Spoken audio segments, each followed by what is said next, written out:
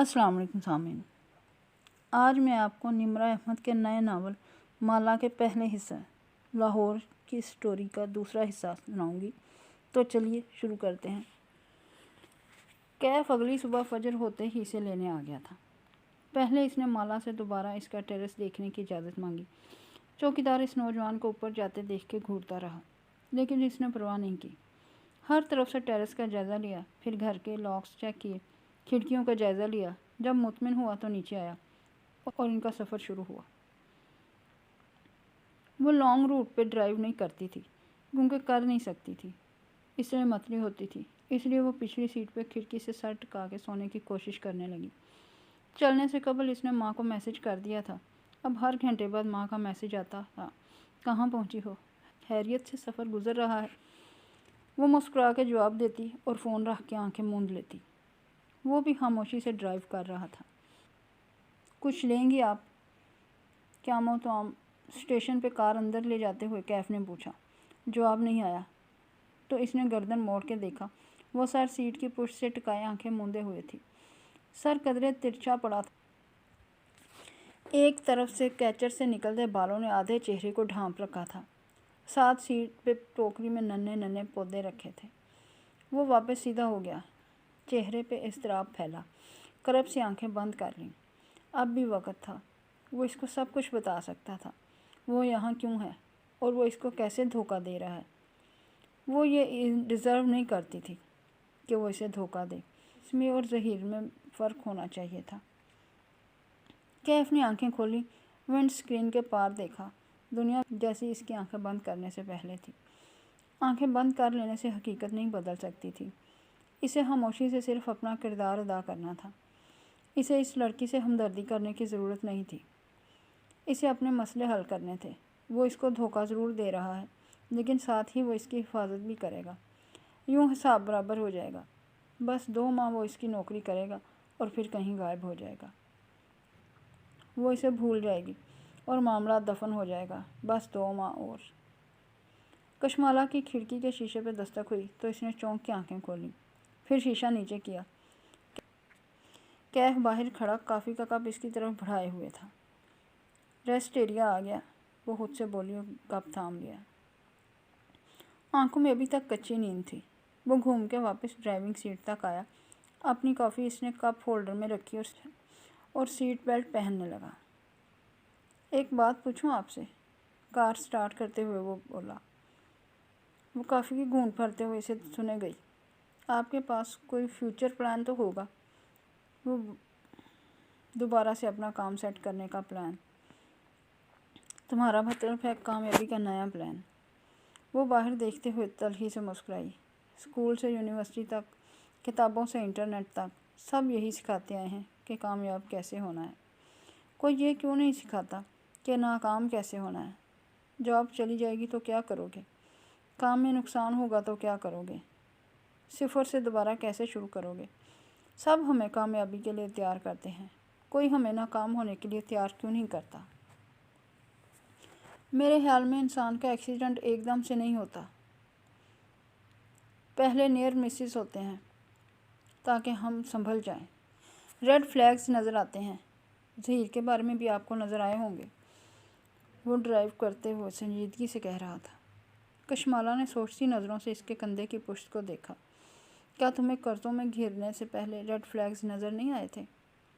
طنز نہیں کر رہی، اس لیے پوچھ رہی ہوں کیونکہ تم بہت سمارٹ لگتے ہو۔ پھر اتنا نقصان کیسے کرایا اپنا؟ کیف نے گہری سانس لی۔ ایک اچھا بزنس مین بننے کے لیے سمارٹ ہونا کافی نہیں ہوتا۔ پھر کیا چاہیے ہوتا ہے؟ ایک آئیڈیا، ایک یونیک آئیڈیا، پھر اس کے گرد بہت محنت سے اپنے کام کو تعمیر کرنا۔ اس کی آواز میں جوش سا بھر گیا تھا۔ پھر اس آئیڈیا کو کامیاب کرنے کے لیے ایک اچھی ٹیم بنانا اور بیچنے سے پہلے اپنا ٹارگٹ آڈٹس کا علم ہونا۔ اپنے کام کی کوالٹی اور ویلیوز پہ کبھی سمجھوتا نہ کرنا۔ وہ اسٹیئرنگ وہیل پہ ہاتھ جمائے بولے جا رہا تھا اور وہ انگلیوں پہ گن رہی تھی۔ مگر یہ سب کافی نہیں ہوتا باس، بزنس میں ترقی یہاں سے آتی ہے۔ ایک ہاتھ اسٹیئرنگ سے ہٹا کے اپنی پیشانی پہ دستک دی۔ آپ کی پیشانی کے بخت سے۔ کشمالہ نے تعجب سے ابرویں اٹھائی۔ یعنی قسمت؟ یعنی قسمت، اس نے تائید میں سر ہلایا۔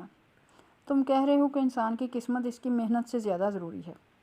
محنت اور بزنس کی سمجھ بوجھ یہ لازم ہے، لیکن اس کے باوجود بھی ہم فیل ہو جاتے ہیں کیونکہ اس چیز میں ہمارا بخت نہیں ہوتا، لیکن وہ کسی دوسری چیز میں ضرور ہوتا ہے۔ آپ کا اگر بخت ریسٹورنٹ میں نہیں ہے تو شاید وہ کسی اور کام میں ہو۔ اب بتائیں، کیا میں اسسٹنٹ پوزیشن کے لیے ہائر کر لیا گیا ہوں؟ جانتے ہو تم میں اور میرے پرانے ڈرائیورز میں فرق کیا ہے؟ وہ میری طرح اسٹریٹ سمارٹ نہیں تھے۔ وہ اتنا بولتے نہیں تھے، اور چہرہ موڑ کے باہر دیکھنے لگی۔ اس سے بہتر اسسٹنٹ کشمالہ کو نہیں ملنے والا تھا، لیکن ابھی وہ اس بات کا اعتراف نہیں کرنا چاہتی تھی۔ کشمالہ معید، مابینہ اور حور جہاں کا گھر مبین منزل کہلاتا تھا۔ شہر کے ایک پوش علاقے میں بنا ایک کنال کا 2 منزلہ گھر، جس کے لان میں بوگن ویلیا کے درخت ہر دیوار کے ساتھ اگے تھے۔ گھر کا کوئی کونا گملوں اور بیلوں سے خالی نہ تھا۔ وہ کار سے نکلی اور آنکھیں بند کر کے اپنے گھر کی فضا میں گہرا سانس لیا۔ کہتے ہیں انسان محبت اور سکون کی تلاش میں ساری دنیا کا سفر کرتا ہے، مگر وہ اس کے گھر پہ اس کا منتظر ہوتا ہے۔ سلیم گیٹ بند کر کے اس طرف آیا تو اس نے کیف کی طرف اشارہ کیا، جو کار ٹرنک سے اس کا سامان نکال رہا تھا۔ یہ میرا ڈرائیور ہے کیف، اس کو اس کا کمرہ دکھا دو اور کھانا کھلا دو۔ پھر وہ آگے آئی، داخلی دروازہ کھولا۔ سامنے راہداری تھی جو لاؤنج میں کھلتی تھی۔ برسوں پرانی عادت تھی، اسے معلوم تھا جب وہ راہداری کا کونا مڑے گی تو ایک تخت نظر آئے گا، اس تخت پہ ماں بیٹھی ہوں گی۔ کشمالہ کے قدم آگے بڑھے، راہداری کا کونا عبور کیا اور سامنے وہی پرانا منظر نظر آیا۔ لاؤنج میں صوفے بھی تھے، لیکن حور جہاں بیگم تخت پہ بیٹھی تھیں، ایک ٹانگ سیدھی لمبی کیے، دوسری اندر کی طرف موڑے۔ گھٹنے کے ساتھ سبزی کے تھال رکھے تھے، سر پہ دوپٹہ تھا جو ایک کان کے پیچھے اڑسا ہوا تھا۔ وہ چہرہ جھکائے آلوؤں کے قطرے کاٹے جا رہی تھیں۔ بھرے بھرے سفید بازو آستینوں سے جھلک رہے تھے۔ دائیں کلائی میں سونے کی چوڑیاں تھیں۔ حور جہاں بیگم فربہ خاتون تھی، روب دار اور دبنگ سی، لیکن ساتھ ہی کچھ نرم اور ملائم سا تھا ان میں۔ چہرہ سفید گلابی سا تھا، ناک میں ہیرے کی لونگ تھی، سبز آنکھوں کے گرد جھریاں تھیں، چانی اور قلموں سے سیاہ سفید بال چلکتے تھے۔ بڑھتی عمر نے ان کے حسن کو گہنایا نہیں تھا، بلکہ مزید باوقار کر دیا تھا۔ آہٹ پہ انہوں نے سر اٹھا کے دیکھا، چہرہ کھل اٹھا، سبز آنکھوں میں رونق دوڑ گئی۔ میری بیٹی آ گئی۔ چھری ایک طرف رکھی، گھٹنوں پہ ہاتھ رکھ کے پیر نیچے اتارے، پھر پیروں سے زمین پہ جوتے تلاش کیے کہ فربہ خاتون تھیں، جھک نہیں سکتی تھیں، تب تک وہ ان کے قریب آ پہنچی تھی۔ میری پیاری ماں، اس نے پرس ایک طرف پھینکا اور جھک کے ان کے گلے سے لگ گئی۔ ماں کافی فربہ تھی، وہ ان کے مقابلے میں دبلی پتلی سی تھی۔ ماں نے اس کا چہرہ دونوں طرف سے چوما۔ ان کے چہرے پہ اتنی خوشی تھی کہ بیان سے باہر تھی۔ میری بیٹی کیسی ہے؟ اچھا کیا واپس آ گئی۔ اس سے الگ ہو کے اس کا چہرہ دیکھ کے بولی، اس ظہیر کو تو چھوڑیں اس کو ماں۔ وہ ماں سے الگ ہو کے نرمی سے بولی۔ پھر دیکھا ساتھ چوکی پہ بخت بھی بیٹھی تھی۔ وہ جھک کے اس سے بھی ملی۔ بخت بھی ادھیڑ عمر عورت تھی، بالوں میں تیل لگا کے کس کے چوٹی بنائے، وہ کانوں میں سنہری بالیاں پہنے ہوئے تھی۔ وہ مالا کو ملی تو بے اختیار دعا دی۔ بخت بھی جب ملتی ایسے ہی دعائیں دیا کرتی تھی۔ بخت بھی کتنے برسوں سے ان کی ملازمہ تھی، اب تو مالا کو گنتی ہی بھول گئی تھی۔ بس اتنا یاد تھا کہ اس کا شوہر مرا تھا تو وہ 5 بچوں کے ساتھ ان کے سرونٹ کوارٹر میں آئی تھی۔ اب اس کے بچے جوان ہو کے اس آشیانے سے اڑ چکے تھے۔ ایک بیٹا سلیم چوکیدار بھی تھا اور سودا سلف بھی لاتا تھا۔ باقی بیٹیوں کی شادی ہو گئی، لیکن بخت بی بی اور ماں کا ساتھ قائم تھا۔ سفر ٹھیک گزرا؟ راستے میں متلی تو نہیں ہوئی؟ وہ ماں کے کندھے سے سر ٹکائے بیٹھی تھی اور وہ اس کے بال کان کے پیچھے اڑس رہی تھی۔ نہیں ماں، ڈرائیور ساتھ لائی ہوں۔ تبھی راہداری میں آہٹ ہوئی۔ ماں نے چونک کے دیکھا، کیف ہاتھ میں ٹوکری لیے کھڑا تھا۔ وہ سیدھی ہو کے بیٹھی۔ پلانٹس کہاں رکھوں؟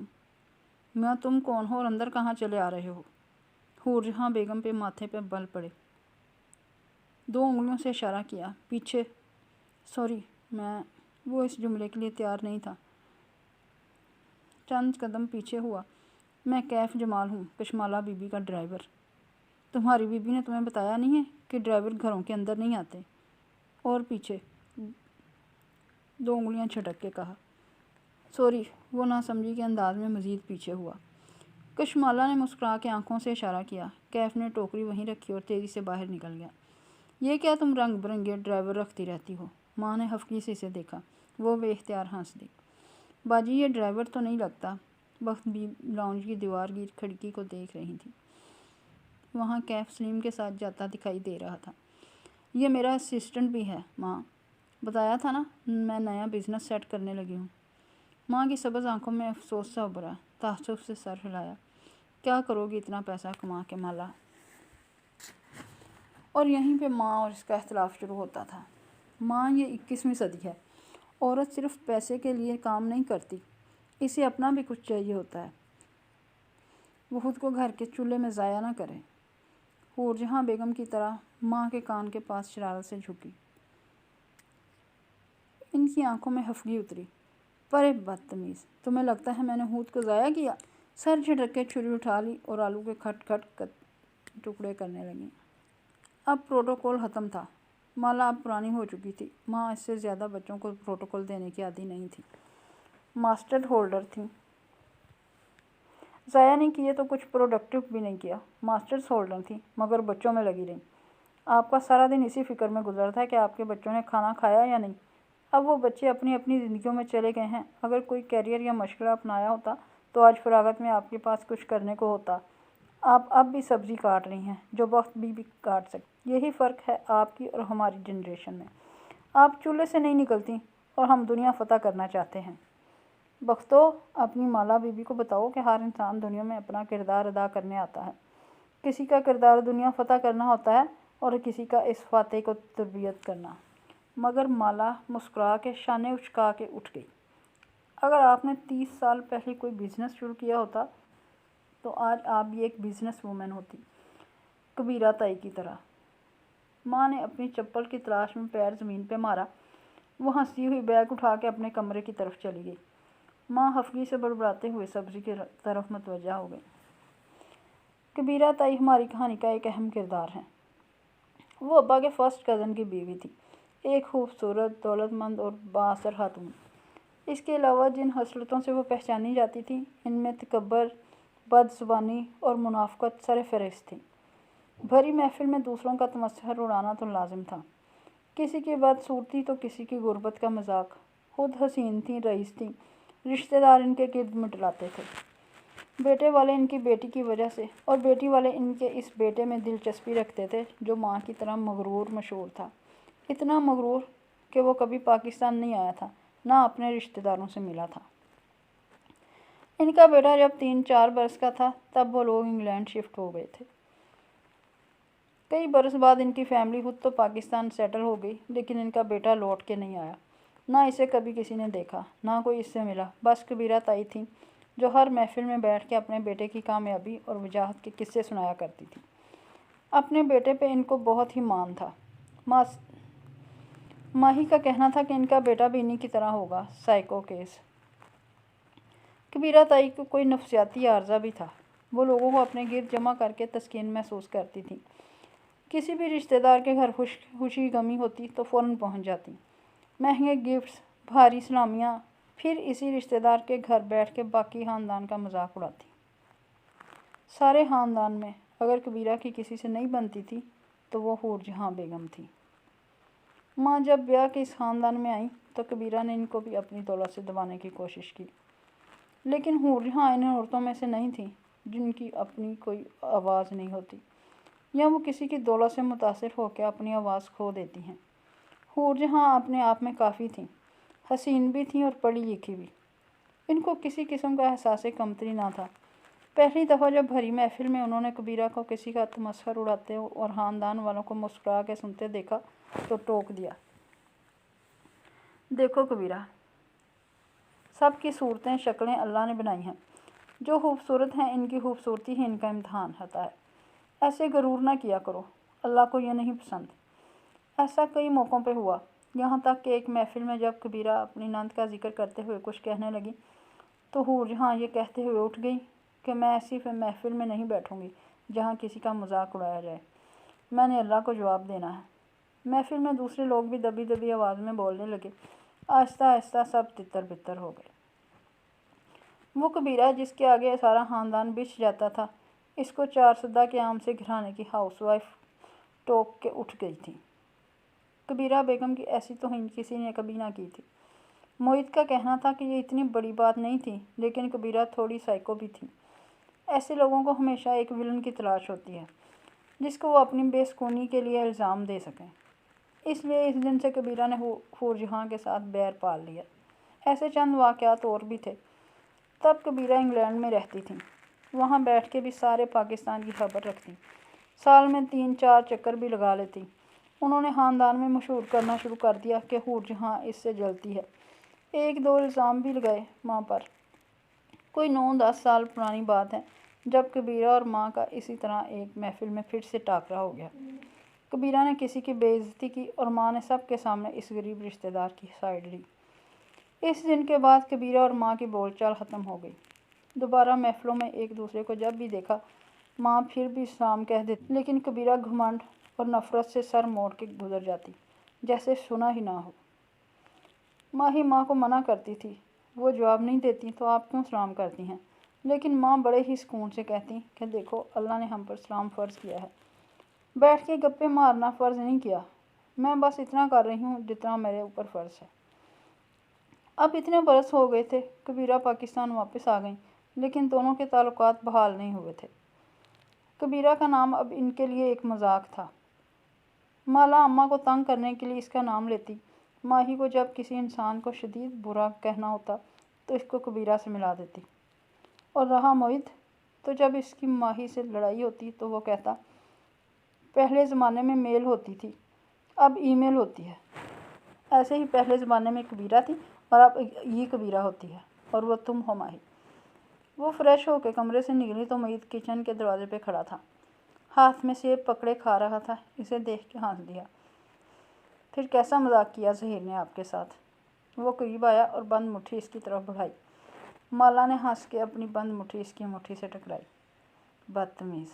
پھر سر سے پیر تک موعد کو دیکھا۔ اپنی سناؤ، ماں کو ٹائم دیتے ہو یا فون پہ اپنی دوسری ماؤں کے ساتھ لگے رہتے ہو؟ وہ جھیپ گیا۔ میری ماں اس وقت صرف جنرل سرجری ہے، اوکے؟ موعد نکلتے ہوئے قد کا نوجوان تھا، کلین شیو، ماتھے پہ کٹے ہوئے بال، ماہی جیسی بوری آنکھیں، چہرے پہ ہر وقت سجی مسکراہٹ اور کانوں میں ہینڈ فری۔ وہ جنرل سرجری میں ٹریننگ کر رہا تھا۔ گھر اس کے لیے ہوٹل کی طرح تھا جہاں وہ صرف سونے آتا تھا۔ یہ باہر تمہارا ڈرائیور ہے؟ موعد نے سیب کی بائٹ لیتے ہوئے سرسری سا پوچھا۔ اف، یہ سوال! کیا تھا اگر کیف جمال یونیفارم پہن لیتا، اتنا خوش شکل نہ ہوتا؟ ایک تو سب کو میرے ڈرائیور سے کیا مسئلہ ہے؟ وہ چڑی نہیں تھی، نہ اسے غصہ آیا، بس اس تکرار سے تھک گئی تھی۔ مسئلہ نہیں ہے بابا، میں تو کہتا ہوں مجھے بھی اپنا ڈرائیور رکھ لو، بڑا اسکوپ ہے اس کام کا۔ وہ سیب کھاتے ہوئے آگے بڑھ گیا۔ اس کے پاس گھر والوں کے لیے بس اتنا وقت ہوتا تھا۔ وہ واپس کمرے میں آ گئی، کیونکہ لاؤنج میں بیٹھی ماں اور بخت بی کی سرگوشیاں صاف سنائی دے رہی تھیں۔ باجی، مالا بی بی کی شادی کر دیں۔ پہلے تو ان کے سر پہ ریسٹورنٹ سوار ہوتا تھا، شکر ہے وہ قصہ ختم ہوا۔ اسے ہنسی آ گئی۔ بخت بی بی کو اس کی ٹریجڈی میں بھی امید کی کرن نظر آئی تھی۔ تمہاری مالا بی بی ہی نہیں مانتی، ورنہ خاندان میں کس نے رشتہ نہیں مانگا؟ حسن بھی آزمائش ہے بخت بی بی۔ مالا مسکراتے ہوئے کمرے میں آ گئی۔ اسے ذکر کی اتنی عادت تھی کہ اب فرق نہیں پڑتا تھا۔ یہ نہیں تھا کہ اسے کسی حسین ترین مرد سے شادی کرنی تھی، بس وہ ذہین ہو، اس کے کام کو سپورٹ کرے، کم از کم ویسا ہو جیسی وہ خود ہے۔ اور یہ ساری خوبیاں اس کے رشتہ داروں کے بیٹوں میں ایک ساتھ نہیں تھیں۔ کھڑکی کے پردے ہٹائے تو ان لان نظر آیا۔ کیف گیٹ کے ساتھ بنے گارڈ روم کے باہر کرسی ڈالے گود میں لیپ ٹاپ رکھے ٹائپ کر رہا تھا۔ اس نے مالا سے کہہ رکھا تھا کہ وہ اپنے بزنس پلان پہ کام کر رہا ہے، یہ جب فارغ ہوگا وہ اپنا کام کرتا رہے گا۔ مالا کو ظاہر ہے اعتراض نہیں تھا، البتہ اس نے نوٹ کیا کہ سلیم ساتھ والی کرسی پہ بیٹھا دلچسپی سے کیف کو دیکھ رہا تھا۔ دونوں بات بھی کر رہے تھے۔ خیر، اسے کیا؟ وہ وہاں سے ہٹ گئی۔ یہ کمپیوٹر آپ کا اپنا ہے؟ نیا لگتا ہے۔ سلیم نے متاثر ہوتے ہوئے انگلی لیپ ٹاپ کے کنارے پہ پھیری۔ کیف نے ایک نظر اسے دیکھا۔ تمہیں اگر کوئی فلم وغیرہ دیکھنی ہو تو میرے کمپیوٹر پہ دیکھ لینا، فراخ دلی سے آفر کی۔ سلیم کا چہرہ کھل اٹھا۔ شکریہ کیف بھائی۔ ذرا دیر کو خاموشی کا وقفہ آیا۔ گھر میں کون کون ہوتا ہے؟ ٹائپ کرتے ہوئے سرسری سا سوال کیا۔ موہت بھائی اور بڑی باجی، سلیم جوش سے بتانے لگا۔ پہلے بڑی باجی کوئی چھوٹی بہن بھی یہاں رہتی تھی، مالا بی بی کی خالہ۔ وہ بیمار تھی، محتاج تھیں۔ بڑی باجی نے ان کی بڑی خدمت کی۔ میری امی کے ہاتھوں میں ہی وہ فوت ہوئیں۔ بڑی باجی کے سارے بچوں کی شادی ہو گئی؟ نہیں، صرف ماہی باجی کی ہوئی ہے، وہ کینیڈا ہوتی ہیں۔ سلیم کینیڈا کو کینیڈا کہتا تھا۔ اچھا، مالا بی بی کی منگنی بھی نہیں ہوئی؟ اسے تعجب ہوا۔ وہ سب سے بڑی ہے نا؟ ان کو شادی کا شوق نہیں ہے جی، وہ بس اپنا کام کرتی رہتی ہیں۔ سلیم کو اس کے علاوہ کوئی وجہ سمجھ میں نہیں آئی۔ کیف کی ٹائپ کرتی انگلیاں رک گئیں، سوچتی نظروں سے سلیم کو دیکھنے لگا۔ یہ ممکن نہیں تھا۔ اس کا خیال تھا اس کی کوئی منگنی وغیرہ تو ہو چکی ہوگی، شاید ہو کے ختم ہو گئی ہو، لیکن ایسا نہیں تھا۔ یا شاید کچھ اور تھا جو اسے چبھ رہا تھا۔ 3 دن پہلے تک کشمالہ مبین اس کا ایک ٹارگٹ تھی، جس کے پاس اسے نوکری کرنی تھی۔ وہ اکیلی تھی، کام، ریسٹورنٹ، گھر، لیکن آج اس نے کچھ اور دیکھا تھا۔ وہ اب صرف ایک ٹارگٹ نہیں تھی، اس کی ایک فیملی۔ وہ اکیلی نہیں تھی۔ لاہور آنا پلان کا حصہ نہیں تھا، شاید یہ نہیں ہونا چاہیے تھا۔ رات تک وہ گھر سے نہیں نکلی، بس کمرے میں پڑی سوتی رہی۔ کیف سے اس کی ملاقات بھی نہیں ہوئی۔ وہ اسے گویا یہاں لا کے بھول ہی گیا تھا۔ ڈرائیورز گھر کے اندر نہیں آیا کرتے تھے، ان کا داخلہ صرف ڈرٹی کچن تک تھا۔ ان کے لاؤنج سے ملحق بڑا سا کچن کلین کچن کہلاتا۔ کلین کچن سے ایک دروازہ چھوٹے سے ڈرٹی کچن میں کھلتا تھا، اور ڈرٹی کچن سے ایک دروازہ باہر کی طرف، تاکہ ملازم یعنی سلیم باہر سے ہی ڈرٹی کچن میں آئے اور اپنا ناشتہ وغیرہ بنا کے وہیں سے رخصت ہو جائے۔ ماں کو مرد ملازموں کا گھر کے اندر آنا پسند نہیں تھا۔ کھانا البتہ سب کا ماں خود بناتی تھیں۔ وہ کسی اور کے ہاتھ کا کھانا نہیں کھا سکتی تھیں، بلکہ اکثر اپنے ملازموں کی فرمائش پہ کھانے اور میٹھے بنایا کرتی تھیں۔ ماں ہی کہتی تھی ماں نے ان کو ملازم نہیں رکھا، انہوں نے ماں کو مالک رکھا ہوا ہے۔ وقت بھی اور سلیم کا کمرہ بیسمنٹ میں تھا۔ بیسمنٹ کی سیڑھیاں گھر کے باہر سے تھیں تاکہ ملازموں سے پرائیویسی رہے۔ انہوں نے کیف کو بھی بیسمنٹ میں ایک کمرہ دے دیا تھا، جسے اس نے چپ چاپ قبول کر لیا۔ صبح فجر پہ اس کی آنکھ لاؤنج میں کھوتی کھٹ پٹ سے کھلی۔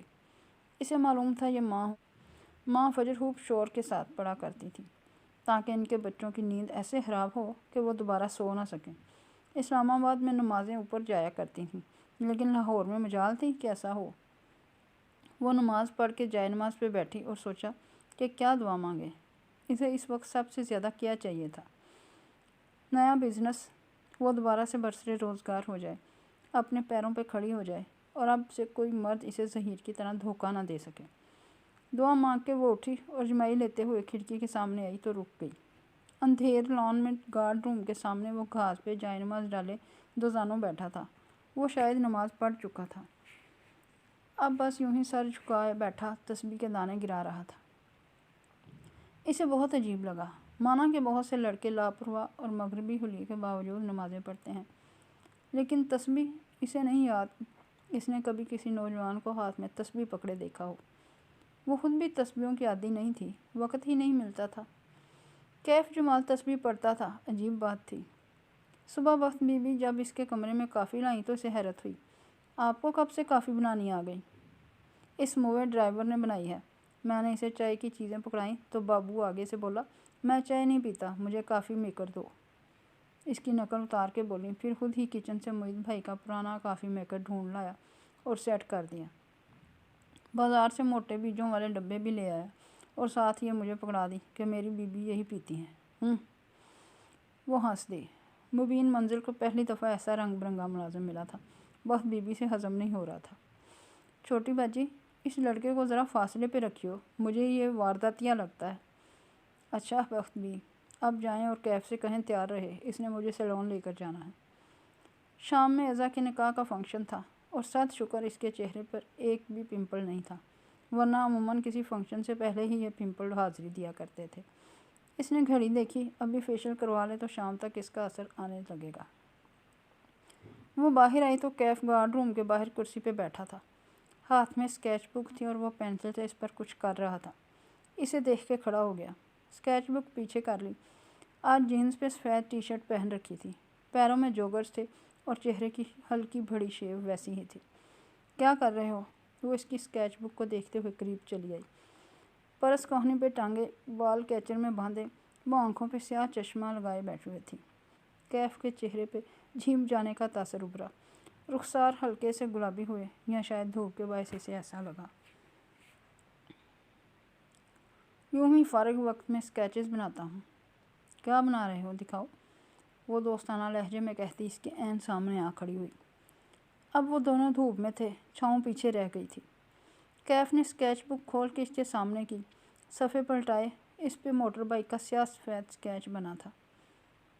تمہیں موٹر بائکس پسند ہے؟ بہت زیادہ۔ وہ تھوڑا سا شرمندہ سا نظر آ رہا تھا۔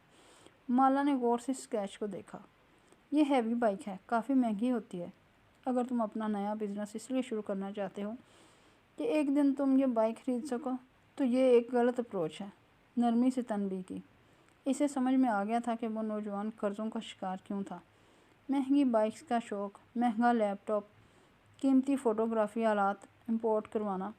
وہ اپنی بساط سے اونچی جست لگانا چاہتا تھا، اور ایسے میں زمین اس کے قدموں تلے سے نکل جاتی تھی۔ کیف نے جواب نہیں دیا، کار کی طرف بڑھ گیا، جیسے وہ اس کی بات سے اتفاق نہیں کرتا تھا۔ وہ خاموشی سے ڈرائیو کر رہا تھا جب سفورہ کی کال آنے لگی۔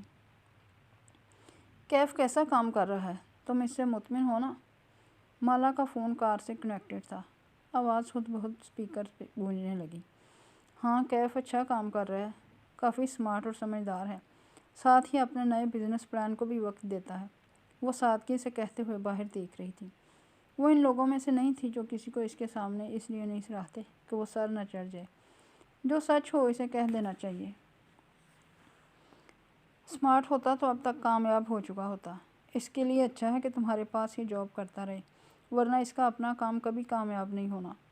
اور ہاں، بس یہ دھیان کرنا کہ وہ تم سے ایکسٹرا پیسے ویسے نہ لے، تھوڑا سا لالچی بھی ہے میرا کزن ہے نا، مجھے اس کا پتہ ہے۔ سفورہ اتنا تیز تیز بولے جا رہی تھی کہ اسے اسپیکر آف کرنے کا موقع ہی نہیں ملا۔ بے اختیار کیف کے کندھے کی پشت کو دیکھا، وہ خاموشی سے ڈرائیو کر رہا تھا۔ اوف، ہے کہاں وہ؟ ذرا بات کرو میری۔ سفورہ اپنے تئیں ایک اچھی دوست ہونے کا ثبوت دے رہی تھی۔ کیف نے ایک ہاتھ ہلا کے نفی کا اشارہ کر دیا۔ کہا کچھ نہیں۔ چونکہ بیک ویو مرر اوپر کی طرف تھا، وہ اس کا چہرہ نہیں دیکھ سکتی تھی۔ ابھی وہ مصروف ہے، تم بعد میں اسے خود ہی کال کر لینا۔ کال بند ہونے کے بعد بھی کار میں ایک عجیب سی ٹینشن پھیل گئی۔ اس کا معلوم نہیں تھا کہ تم سن رہے ہو۔ وہ کچھ غلط نہیں کہہ رہی تھی۔ کیف جمال ایک لوزر ہے اور لوزر رہے گا۔ اس کا لہجہ سپاٹ تھا۔ جان میکسویل کہتا تھا، تم پیسے سے نہیں جیت سکتے، اس کو کمانے پہ فوکس کرو تو مادیت پرست کہلاؤ گے۔ کمانا چاہو اور نہ کما سکو تو لوزر ہو۔ بہت کما کے خرچ نہ کرو تو کنجوس ہو۔ اگر کما کے خرچ کرتے رہو تو فضول خرچ ہو۔ اگر کمانے کی فکر نہ کرو تو تم ان ایمبیشس ہو۔ اگر بڑھاپے تک بہت سے پیسے کے مالک ہو تو تم بے وقوف ہو کہ اس پیسے کو قبر میں لے جانا چاہ رہے ہو۔ پھر کیا کرنا چاہیے پیسے کے ساتھ؟ پیسے سے جیتنے کا بس ایک ہی طریقہ ہے باس۔ اس کو مٹھی میں نہیں دبا لینا، بلکہ ڈھیلی گرفت کے ساتھ اس کو پکڑنا ہے، اور پھر کھلے دل سے اس کو قابل قدر چیزوں کو حاصل کرنے میں صرف کرنا ہے۔ ذرا توقف سے بولا، آپ سے ایک درخواست ہے، دوبارہ ان کی کال آئے تو مجھ سے بات مت کروائیے گا۔ ان کا میرے اوپر احسان ہے، میں نہیں چاہتا کہ آپ کے سامنے ان کو کچھ ایسا بول دوں جس پہ مجھے بعد میں شرمندگی ہو۔ ساری بات ہی ختم ہو گئی تھی۔ کاش وہ اسپیکر آف رکھتی۔ سیلون ایک کمرشل بلاک کی 2 منزلہ پر پھیلا تھا۔ تیسری اور چوتھی منزل پہ کوئی جم تھا۔ وہ اترنے لگی تو کیف نے پوچھا کہ کیا وہ اسے اندر دروازے تک چھوڑنے آئے، مگر کشمالا نے منع کر دیا۔ سیلون اس کی کزن کا تھا، یوں ہی اس نوجوان کو ساتھ دیکھ کے باتیں بنتی۔ اسے وہاں 2 گھنٹے لگ گئے۔ جب وہ واپسی پر لفٹ میں سوار ہوئی تو اندر کوئی اور بھی تھا، ایک ہٹا کٹا سا آدمی جو اس کی طرف پہلو کیے کھڑا تھا۔ وہ نظر انداز کر کے اندر آئی اور گراؤنڈ فلور کا بٹن دبایا۔ جو کچھ ہوا ایک لمحے میں ہوا۔ کسی نے اس پہ پیچھے سے حملہ کیا۔ وہ اوندھے منہ نیچے گری۔ سر کے پچھلے حصے میں اس درد کی شدید لہر اٹھی۔ آنکھوں کے آگے اندھیرا چھا گیا۔ باس، کشمالا نے آنکھیں کھولیں۔ بصارت کے آگے اب بھی دھند تھی۔ اس نے پلکیں چپکائیں۔ وہ لفٹ کے فرش پر چہرے کے بل گری ہوئی تھی۔ اس کے سامنے وہ پنجوں کے بل بیٹھا اسے پکار رہا تھا۔ وہ بدقت ہتھیلی کے بل اٹھی، پھر چونک کے ادھر ادھر دیکھا۔ لفٹ کا دروازہ کھلا ہوا تھا۔ وہ گراؤنڈ فلور تھا۔ باوردی گارڈ باہر کی طرف کھڑا تھا اور کیف اس کے سامنے بیٹھا تھا۔ آپ ٹھیک ہیں؟ وہ فکر مندی سے پوچھ رہا تھا۔ اس کا ہاتھ بے اختیار سر کے پچھلے حصے کی طرف گیا۔ درد کی ٹیس ابھی تک اٹھ رہی تھی۔ کیا ہوا مجھے؟ اس نے الجھن سے ادھر ادھر دیکھا۔ لفٹ نیچے آئی تو آپ اندر بے ہوش تھیں۔ گارڈ کو معلوم تھا کہ آپ کس کار سے نکلی تھیں، اس لیے وہ مجھے بلا لایا۔ آپ کی طبیعت ٹھیک ہے؟ ہاں میں ٹھیک ہوں۔ چلو۔ وہ تکلیف برداشت کرتے ہوئے اٹھنے لگی۔ مگر ہوا کیا تھا؟ وہ تشویش سے اسے دیکھ رہا تھا۔ چلو نا، اس سے پہلے کہ لوگ جمع ہوتے وہ اٹھ کھڑی ہوئی۔ سر گھوم رہا تھا لیکن وہ بظاہر خود کو سنبھالے قدم اٹھانے لگی۔ پرس مجھے دیں۔ اس نے نرمی سے اس کے ہاتھ سے پرس لے لیا۔ پھر وہ گارڈ کے سامنے رکا، بٹوے سے 500 کا نوٹ نکال کے اسے تھمایا، اس کا شکریہ ادا کیا اور کشمالہ کے پیچھے چل دیا۔ کسی نے گارڈ کو روک کر پوچھا کہ کیا ہوا تھا؟ وہ ایک باجی سیلون آئی تھیں، ان کی شاید طبیعت خراب ہو گئی تھی، میں ان کے شوہر کو پارکنگ سے بلا لایا، وہ قصہ بیان کر رہا تھا۔ سیدھے گھر چلو۔ اس کا سر شدید درد کر رہا تھا۔ سیٹ کی پشت سے اسے ٹکا دیا اور آنکھیں بند کر لیں۔ پہلے مجھے بتائیں ہوا کیا تھا؟ وہ کہتے کہتے چونکا۔ کسی نے کچھ کیا ہے، میں ابھی دیکھتا ہوں۔ کیف نے تیزی سے سیٹ بیلٹ کھولی اور باہر نکلنے لگا جب مالا نے روکا۔ واپس پلٹو کیف۔ انداز میں تحکم بھی تھا اور تکان بھی۔ یہ میری کزن کا سیلون ہے، یہاں تماشا نہیں بنانا، خاندان میں باتیں بنتی ہیں۔ مجھے بتائیں تو صحیح کہ ہوا کیا ہے؟ وہ اس کی طرف رخ موڑ کے بیٹھا اور سنجیدگی سے پوچھا۔ ماتھے پہ بال تھے، آنکھوں میں غصہ بھی تھا۔ اسے جو یاد تھا بتا دیا۔ میں نے اس کا چہرہ دیکھا تھا مگر میں اس کو نہیں جانتی، اور لفٹ میں CCTV بھی نہیں تھا۔ لفٹ کے باہر تو ہوگا، مجھے دیکھنے تو دیں۔ میرا کیا فائدہ آپ کو اگر میں یہ چیزیں مینیج نہیں کر سکتا؟ اسے غصہ آ رہا تھا۔ یہ طے تھا کہ وہ نہ پولیس رپورٹ درج کروائے گی نہ شور ڈالے گی۔ میں نے کہا نا یہاں تماشا نہیں بنانا، گھر چلو، وہ تکان سے بولی۔ سر میں شدید درد ہو رہا تھا۔ اس آدمی نے اسے بہت زور سے مارا تھا۔ ٹھیک ہے، مگر میں واپس آؤں گا اور آپ کا نام لیے بغیر ان کے ریکارڈ ضرور نکلواؤں گا۔ ایسے کیسے کوئی آپ پہ حملہ کر سکتا ہے؟ وہ ڈرائیو کرتے ہوئے برہمی سے کہہ رہا تھا۔ اس نے پہلی دفعہ کیف کو غصے میں دیکھا تھا۔ جیسے وہ میرے گھر میں خون پھینکواتا ہے، ایسے ہی وہ مجھ پر حملہ بھی کر سکتا ہے۔ اس نے اپنا چہرہ نہیں ڈھانپا ہوا تھا، اس لیے میرا نہیں خیال کہ وہ آپ کا تعاقب کار تھا۔ کوئی کرائے کا آدمی ہوگا، مگر اس نے ایسا کیوں کیا؟ وہ سوچتے ہوئے کہہ رہا تھا۔ ایک منٹ، اپنا پرس چیک کریں، کچھ مسنگ تو نہیں ہے؟ اس کا ذہن ابھی تک شل تھا۔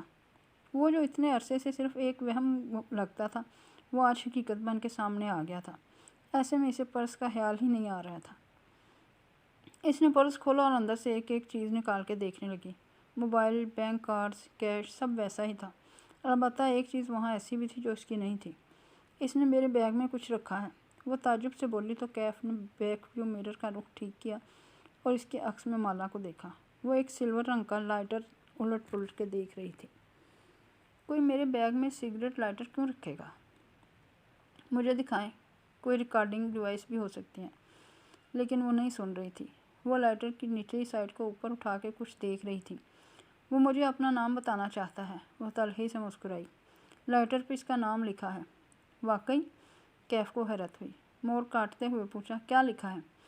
کشمالہ نے لائٹر پہ لکھے 2 الفاظ پڑھے، ماہر فرید۔ اس نے ایک جھٹکے سے بریک لگائی، کار کے ٹائر چرچرائے۔ آرام سے کیف۔ لیکن وہ تیزی سے پیچھے گھوما اور لائٹر اس کے ہاتھ سے لے لیا، پھر اسے اونچا اٹھا کے دیکھا۔ اس پہ واقعی انگریزی میں ماہر فرید لکھا تھا۔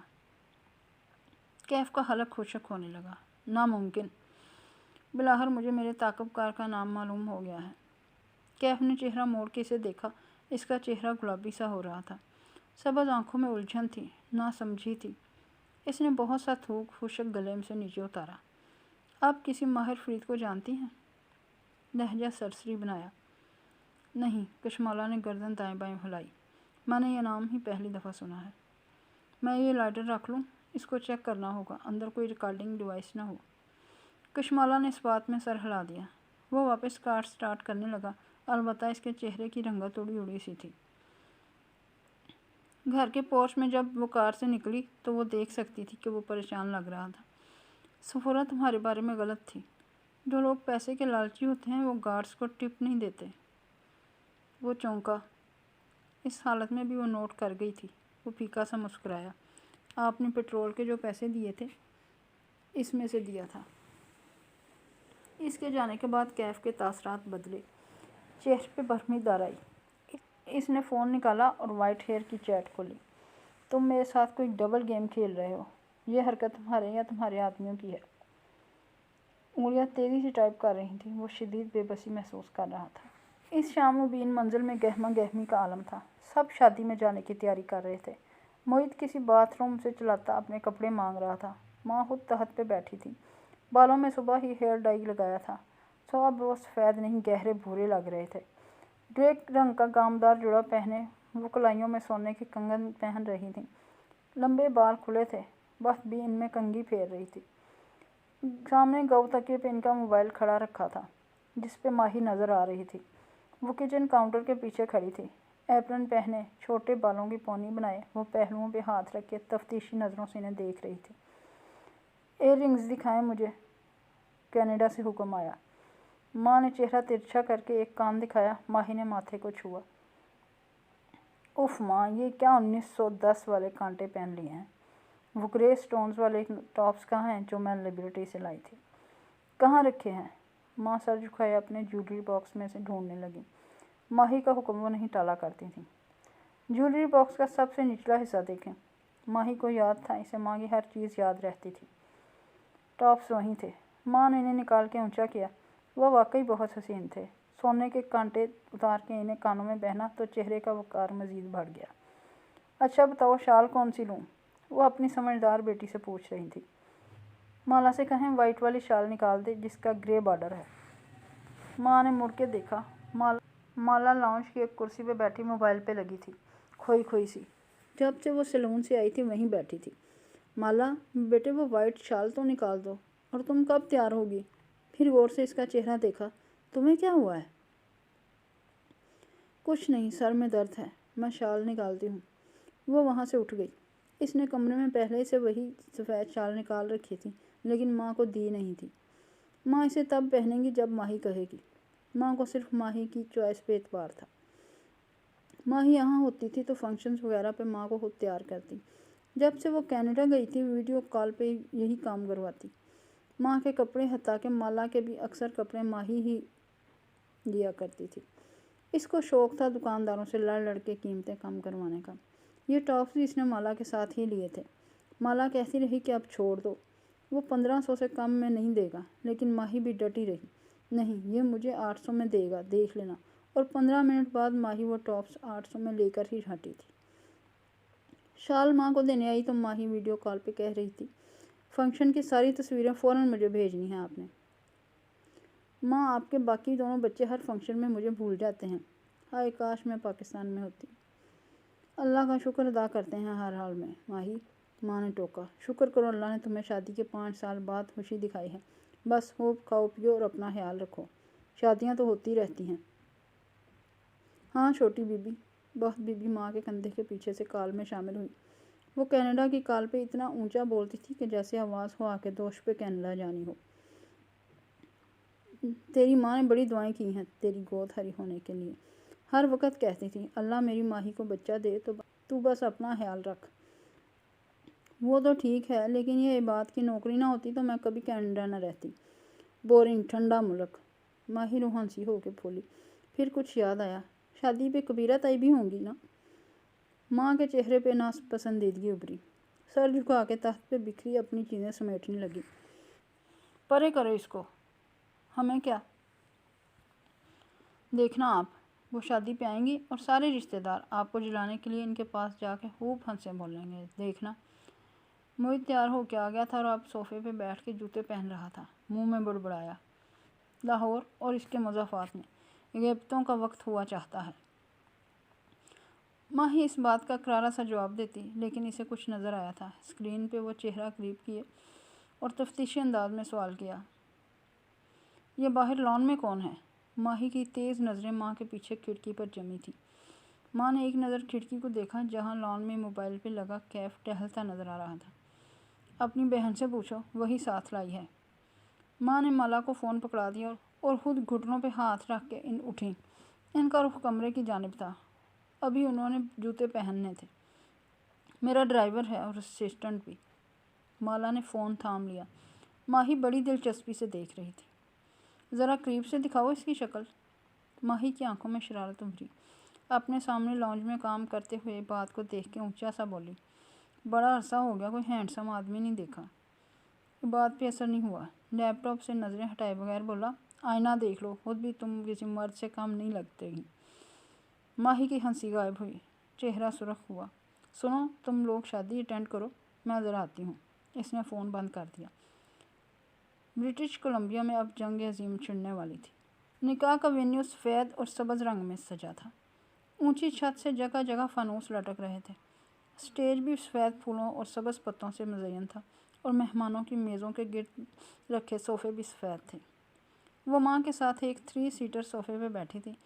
ماں چند رشتہ دار خواتین سے باتوں میں مصروف تھی۔ موہت ہم عمر کزن کس طرف چلا گیا تھا، لیکن وہ خود کو یہاں زیادہ محفوظ تصور کر رہی تھی۔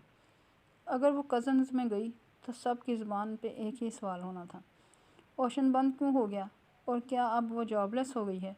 اور اس وقت وہ اس سوال کا سامنا کر کے موڈ نہیں خراب کرنا چاہتی تھی۔ ویسے بھی اسے ماں پہ نظر رکھنی تھی۔ ان کی شوگر کنٹرول میں نہیں تھی اور شادیوں پہ تو وہ کچھ زیادہ ہی دل کھول کے کھاتی تھی۔ موہت ان کی شوگر کا اتنا دھیان نہیں رکھتا تھا کہ وہ گھر ہی کب ہوتا تھا۔ لیکن آج وہ دیکھے گی کہ ماں کیسے میٹھا کھاتی ہے۔ ماں ٹیک لگائے بیٹھی تھی، شال ایک کندھے پہ تھی، شفون کا گرے دوپٹہ سر پہ تھا۔ وہ ہلکے کاجل اور لپسٹک کے ساتھ بہت باوقار لگ رہی تھی۔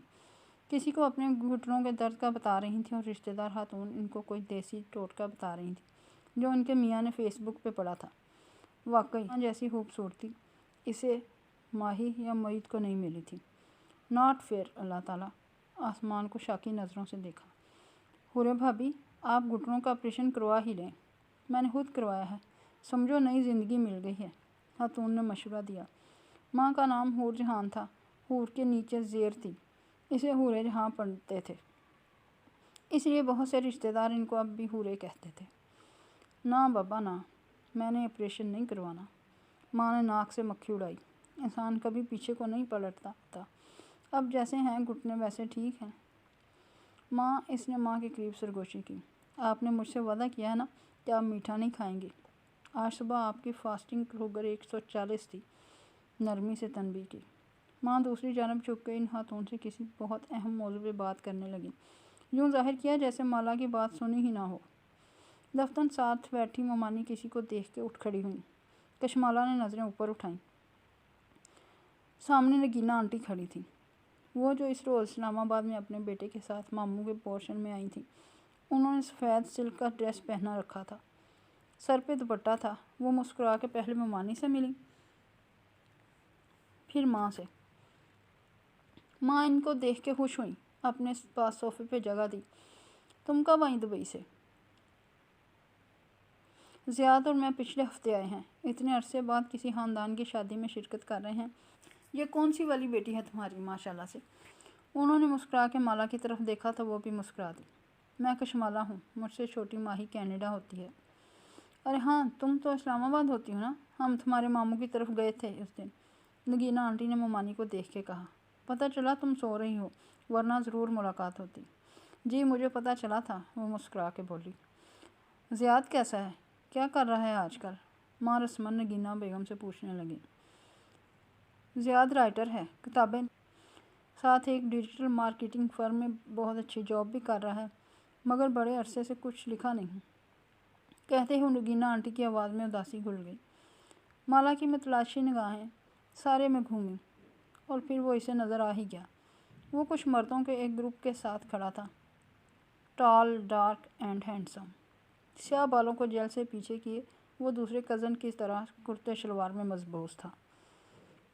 اس وقت وہ سنجیدگی سے کسی کی بات کا جواب دے رہا تھا، دن کی روشنی میں زیادہ جاذب نظر تھا۔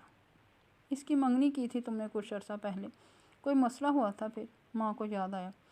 بظاہر دوسری طرف دیکھتی کشمالہ کے کان کھڑے ہو گئے۔ بس بھابھی کیا بتاؤں، اس کی منگیتر کی ایکسیڈنٹ میں ڈیتھ ہو گئی تھی۔ وہ زیاد کی اپنی پسند تھی۔ اس نے دل پہ بہت بوجھ لے لیا۔ 1.5 سال ہو گیا ہے اس بات کو۔ اب میرا بیٹا شادی کا نام ہی نہیں لیتا۔ نگینہ بیگم دور نظر آتے اپنے بیٹے کو دیکھ کے اداسی سے بولی۔ ماں بھی افسوس سے خاموش ہو گئیں۔ ارے بھابھی آپ اتنی نیک ہیں۔ انہوں نے ماں کے گھٹنے پہ ہاتھ رکھا۔ آپ میرے زیاد کے لیے دعا کیا کریں کہ وہ اس ڈرامہ سے نکل آئے اور نئی زندگی شروع کرے۔ کیوں نہیں نگینہ، میں ضرور دعا کروں گی، ماں نے خلوصِ دل سے کہا۔ ایک بلند آواز کانوں میں پڑی تو کشمالہ نے چونک کے نظریں گھمائیں۔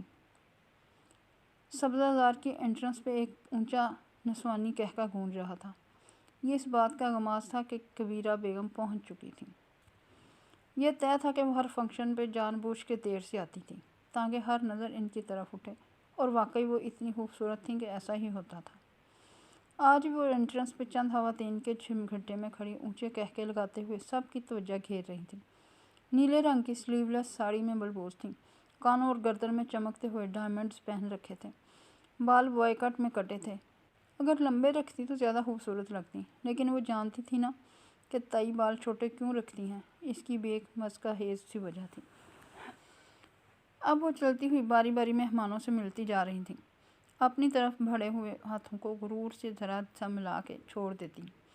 مومانی ان رشتہ داروں میں سے تھی جن کی کبیرہ تائی سے بہت بنتی تھی۔ وہ ان کو دیکھ کے اٹھ کھڑی ہوئی اور نگینہ سے بولی، آپ نے نہیں ملنا کبیرہ سے؟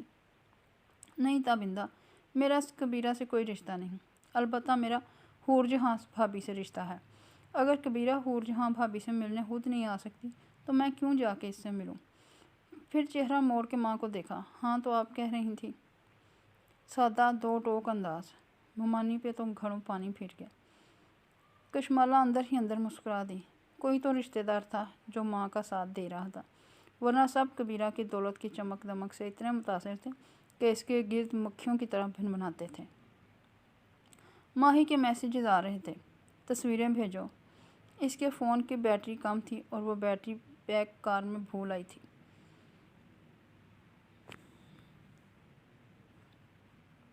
اس نے کیف کو کال کی اور اسے بیٹری پیک لانے کا کہا۔ کیف جب سفید پھولوں سے سجے وسیع ہال میں آیا تو وہ اس سے سامنے ہی نظر آ گئی۔ صوفوں پہ خواتین کے ایک گروپ میں بیٹھی وہ ٹانگ پہ ٹانگ جمائے بس مسکراتے ہوئے سب کی باتیں سن رہی تھی۔ اس نے آف وائٹ کامدار ڈریس پہن رکھا تھا، بال چہرے کے ایک طرف ڈالے ہوئے تھے، کانوں میں بڑے بڑے سلور جھمکے نظر آ رہے تھے۔ اس کا چہرہ سادہ تھا، آنکھیں ذہین تھیں لیکن چالاک نہ تھیں۔ ایسی آنکھیں جو مہربان ہوتی ہیں، شک نہیں کرتی، انتقام نہیں لیتی، وہ لوگوں کی اچھائی پہ نظر رکھتی ہیں۔ اور وہ ایسی لڑکی کو دھوکہ دے رہا تھا۔ کیف کے چہرے پہ کرب ابھرا۔ اس کا دل برا ہونے لگا۔ ایک لمحے کے لیے اس کا دل چاہا کہ وہ اسے ایک کونے میں لے جائے اور اس کو بتائے کہ اس سے بڑی غلطی ہو گئی تھی۔ وہ جھوٹ اور دھوکے کے ساتھ مالا کی زندگی میں شامل ہوا تھا۔ اب بھی وقت تھا، وہ سب کچھ کلیئر کر سکتا تھا، اس سے معافی مانگ سکتا تھا۔ وہ اس مہربان لڑکی کو بتانا چاہتا تھا کہ کسی کے پاس اس کی تصویر ہے اور وہ اسے نقصان پہنچانا چاہتا ہے، اور وہ کوئی عام شخص نہیں ہے، وہ ایک سائیکوپیتھ ہے۔ کوئی عام شخص ایسی البم نہیں بناتا۔ مالا نے اسے دیکھ لیا تھا۔ وہ صوفے سے اٹھ کر اس کی طرف آ گئی۔ کیف نے بیٹری پیک اس کی طرف بڑھا دیا، بولا کچھ نہیں۔ وہ یہ سب اسے نہیں بتا سکتا تھا، اس کی اپنی مجبوریاں تھیں۔ سچ بولنا جھوٹ بولنے سے زیادہ تکلیف دہ تھا۔ تھینک یو کیف۔ وہ بیٹری پیک پکڑتے ہوئے مسکرائی۔ وہ دونوں ایک پھولدار ستون کے ساتھ آمنے سامنے کھڑے تھے۔ میں سیلون گیا تھا، میں نے آپ کا نام نہیں لیا۔ جم کے کیمرے کا رزلٹ بہت مدھم تھا۔ آپ کے بتائے حلیے کا شخص لفٹ میں سوار ہوا تھا اور واپس جم میں ہی اتر گیا تھا، لیکن اس کی شکل واضح نہیں ہے۔ میں نے فوٹیج آپ کو ای میل کی ہے۔ کیا فائدہ، میں اس کو نہیں پہچانتی تھی۔ آر یو شور، آپ کسی ماہر فرید کو نہیں جانتی؟ اس نے لہجے کو سرسی سا بنایا۔ کشمالہ نے کندھے اچکا دیے۔ آج جو ہوا ہے وہ اچھا نہیں ہوا، یہ دوبارہ بھی ہو سکتا ہے۔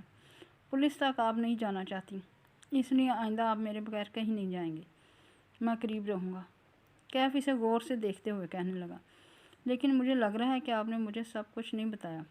آپ پولیس تک کیوں نہیں جانا چاہتی؟ کچھ ہے جو آپ اپنے تعاقب کار کے بارے میں جانتی ہیں۔ آواز دھیمی کی۔ دیکھیں، میں آپ کا باڈی گارڈ ہوں، آپ کو مجھ پہ اعتبار کرنا ہوگا۔ اگر آپ کچھ بھی اور جانتی ہیں تو مجھے بتا دیں، کچھ بھی ایسا جو ابھی تک آپ نے مجھے نہیں بتایا۔ وہ چند لمحے اسے دیکھتی رہی، پھر ایک قدم آگے ہوئی۔ فنکشن کے شور اور ہنگامے میں ان کی آواز دور نہیں جا سکتی تھی۔ کشمالہ نے آواز سرگوشی میں بدل دی۔ میں صرف اتنا جانتی ہوں کہ ایک آدمی کے پاس میری ایک تصویر ہے۔ اس تصویر کی بیک پہ لکھا ہے حور جہاں کی بیٹی کشمالہ، اور وہ آدمی مجھے نقصان پہنچانا چاہتا ہے۔ کشمالہ سرگوشی کر کے پیچھے ہو گئی، اور کیف کے لیے ایک دم ساری دنیا برف ہو گئی۔ وہ جہاں تھا وہیں جم گیا، ٹھنڈا اور ساکت۔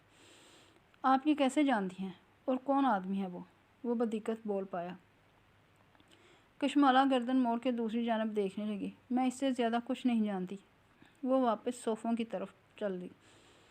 وہ برف کا مجسمہ بنے وہیں کھڑا رہ گیا۔ وہ کس کھیل کا حصہ بن گیا تھا؟ یہاں سب اس سے زیادہ جانتے تھے۔ ماں گھٹنوں کی وجہ سے اٹھ نہیں سکتی، اس لیے وہ کھانا لگنے پہ بوفے ٹیبل پہ چلی گئی تاکہ ماں کے لیے کھانا ڈال سکے۔ شادیوں کا مزہ ماہی کے ساتھ آتا تھا۔ تصویریں بنانا، اپنی میز پہ بیٹھ کے لوگوں اور کھانے پہ تبصرے کرنا، کس نے کیا پہنا ہے ڈسکس کرنا۔ ماہی کے بغیر سارے فنکشنز بے رونق تھے۔ وہ پلیٹ میں کھانا ڈال رہی تھی جب عقب میں نگینا آنٹی کی آواز سنائی دی۔ وہ کسی سے کچھ کہتے ہوئے پلیٹ اٹھا رہی تھیں۔ مالا کا سارا وجود کان بن گیا۔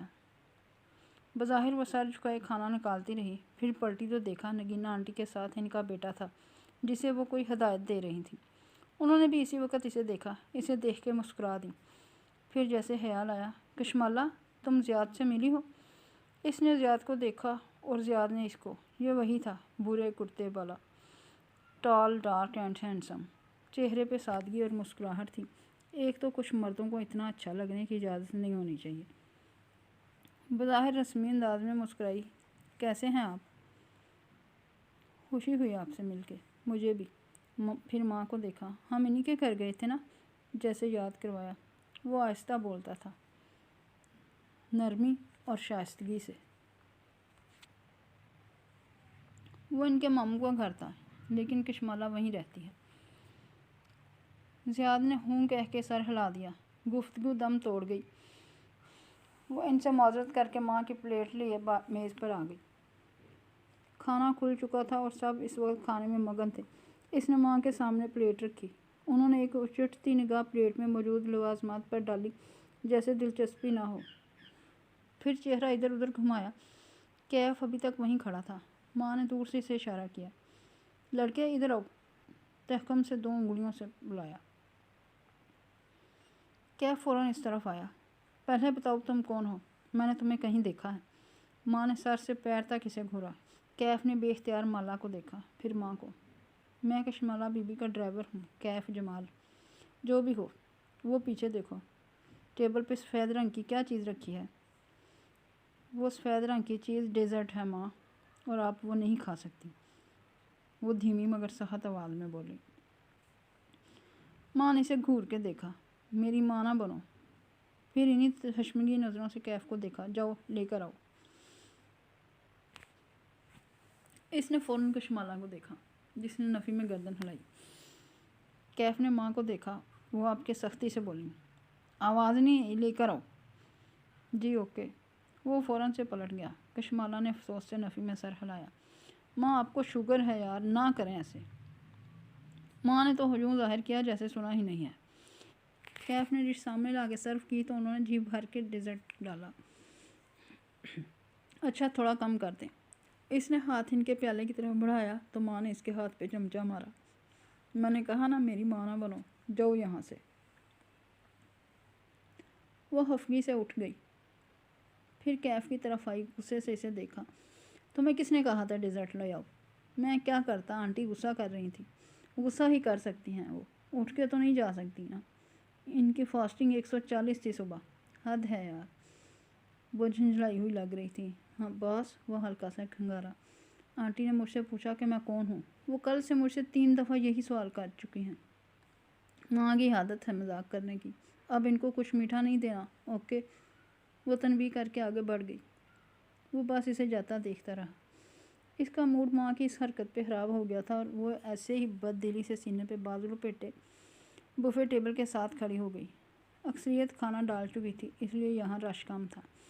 تبھی قریب میں کوئی کھنگارا، آپ کھانا نہیں کھا رہی؟ وہ چونکی، پھر سنبھلی، چہرے کے زاویے درست کیے۔ وہ زیاد تھا، ہاتھ میں پلیٹ لیے اس کے قریب آ رہا تھا۔